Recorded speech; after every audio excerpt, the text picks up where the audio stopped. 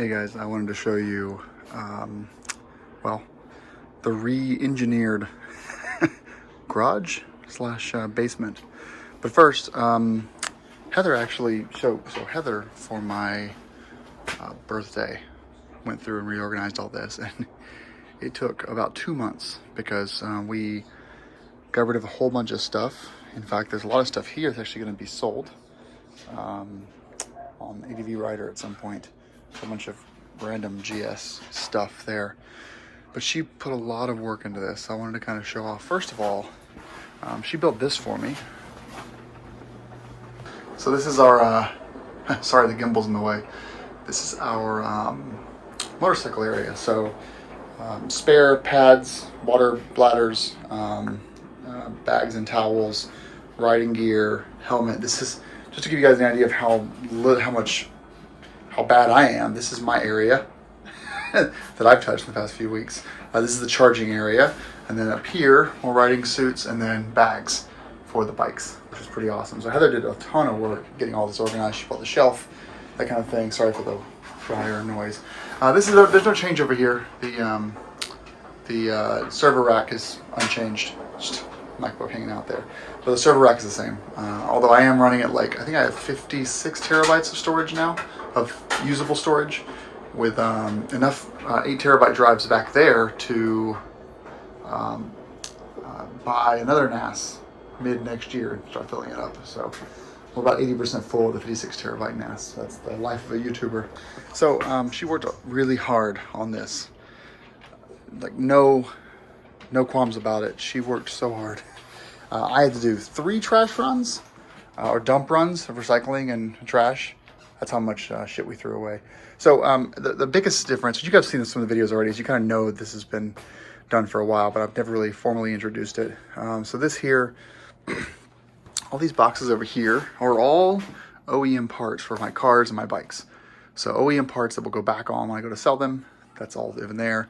We've got K75 parts, Beta, R1200 GS, F750 GS, Golf R, Ford Escape, and some sport wagon parts. So like my OEM suspension is up there, all that good stuff. Heather did some serious labeling. So we've got another Golf R box. We've got some fluids in here. Actually, I should pull this out here, show you guys proper tour. So fluids, this is pretty much all washing stuff, a little bit mixed in there. Then we've got a whole bunch of oil, coolant, mostly oil and coolant, and then the air compressor and the power washer, a bunch of just K75 stuff over there. Over here, obviously we have our gun case. I should do a gun tour one day, but I don't really open myself up to those kind of comments. So, more stuff, just very well organized. This is basically what's in there. And then, obviously, we've got just random stuff kind of stored around different places. So we have the ramps here, more ramps up there. And then over here, so recently Heather's grandmother passed away, and she obviously meant a lot to her. It's been a pretty rough time, but about 2 years before she passed away, she had written this on the tool case. She came over one day and she was like, "Oh my God, you need a toolbox. I'm gonna give you a toolbox." So she gave me this. It's a here's the model. I don't know when it was manufactured, but it's pretty old. But Heather did all the labeling. So we've got of course a Loctite drawer, some scarves, picks and knives. The zip tie drawer is actually pretty entertaining. There's more up here. If you have a German bike, you're gonna have zip ties everywhere. But this is really cool. This is like one of those things that I've needed for a really long time, and I'm so happy to have it. Seriously, this thing is awesome, and it can roll around, but it's too heavy right now to really roll, and it's really old. So I'm just happy to have it. More parts. F70 GS and Sport Wagon, more K75 parts. Camping gear, of course, more camping gear. That's how large my Big Agnes 2-person tent is versus the Redverse tent. Massive, massive, massive. Big old K75 fairing down here. And then I've got a workspace finally. So one of the things I haven't had for a really long time is I think you guys realized for a while, Adam, there's no place for you to actually like work. And so this was actually storing beer for a while. And Heather did an amazing job in the beer cellar, and it shows off. It shows here. The F750 GS doesn't have a center stand, nor does it have a skid plate yet. So I can't use, like I've got some lifts around here, some dirt bike lifts that are foot controlled lifts. And once either a center stand or a skid plate is added to this thing, I'll be able to get it up off the tires. Someone the other day said, "Hey, you shouldn't have this in storage on the tires." I know, flat spots, I get it, but there's not. B&W didn't give me an option, so here we are. Of course, the R1200 GS has its little dolly down there. See the dolly? Center stand dollies. That works really well. And I actually stole this from work.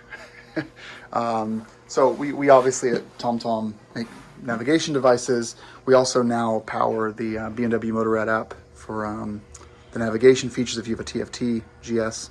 So there was this picture in the office of an R1200 GS, probably 2014 model year, with a TomTom rider on it. And I just think it looks so awesome. And when I saw that it was going to be thrown out, I took it.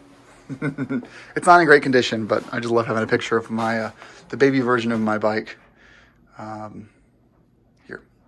Okay, so that's pretty much it. So that's the space. Actually, new for this year, I finally bought a second battery tender. So this is the Beta battery and the Golf R battery on this battery tender. And I have another battery tender that's back there, and that is doing the two GSs.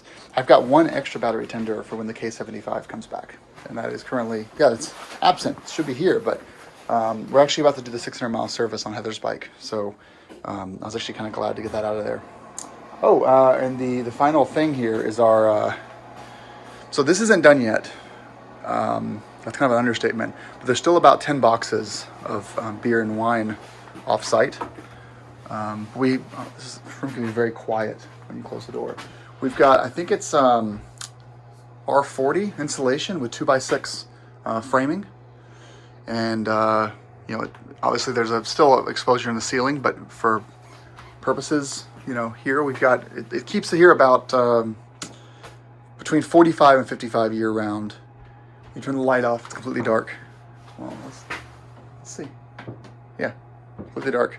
There's not a lot, I'd like to have more lighting in here, but it's okay for the kind of thing we're doing. So, it's a lot of booze. We drink, but we don't drink that much. So I'll give you guys a quick tour. I've never done this before actually, but just know that we're going to be adding another wine shelf here, which will hold about 4 more boxes. And then we have about 6 more boxes we have to figure out where to put in here. And remember, like, these are all full. So all those boxes over there are full. So I want to unpack those as well. So I think I need to maybe add another upright shelf here. These are all, except for a couple of champagnes, these are all spontaneously fermented Belgian beers. So it takes about 2 to 4 years to make them. Aging, packaging, carbonation. They are naturally carbonated, like champagne. And because of the presence of wild bacteria in the bottle, anyone that knows brewing, a gravity of 1 is water. Well, this stuff is so aggressive that I can actually get below the gravity of water, which seems crazy, but these things eat anything. So these bottles age really, really well. We've had bottles from the 50s, the 60s, the 70s. I've got a few here from the 80s. Just a quick look here. There's an 07 right there. Because of the way the Brettanomyces and Lactobacillus are aggressively eating everything, as soon as oxygen enters through the cork, they are corked and caged or corked and capped. It just annihilates it. So they pretty much don't oxidize once a cork failure happens, and they just sit and hang out for years. And they seasonally will wake up. So as things warm up, they get livelier. As things get colder, they chill out. So a lot of our bottles are actually those. So if you look there and here, those are all the wild ales. And then down here is mead. So these are all meads from Schramm's, two boxes worth, and then another box worth there. They pretty much, so I think the legal requirement for mead is 51% honey, but these guys will do 49% of adjuncts. So raspberries, blueberries, blackberries, all kinds of different berries, apples, ginger. So, and then you see in here, we actually have a lot more, if you can see in here. That area there is pretty much all mead in there as well. Sorry, I didn't bring my flashlight, but I'll get it real quick. So these are also more Schramm's meads mixed in with a couple of lambics and a couple of ice wines and ice ciders. So ice cider, these are all the bourbons. We got a bunch of bourbon over here too. Just hanging out, just a lot of bourbon. So ice cider is made by the apples are allowed to over ripen and they freeze them. They allow winter to set and they freeze naturally from the colder temperatures. And then they when they extract them, you're getting a higher juice content because basically all the water is getting pulled out by the ice, just like ice wine is made. And they're allowed to ferment. This place, Eden out of Vermont, they actually age theirs in barrels and they do amazing brandy barrel and just French oak barrel ice ciders right on the Quebec border. There is no, so you buy ice cider in the US, in Quebec, ice cider is controlled. The process is controlled, but in the US, ice cider is not controlled. There's no oversight that says you must allow them to ripen, you must do this or that.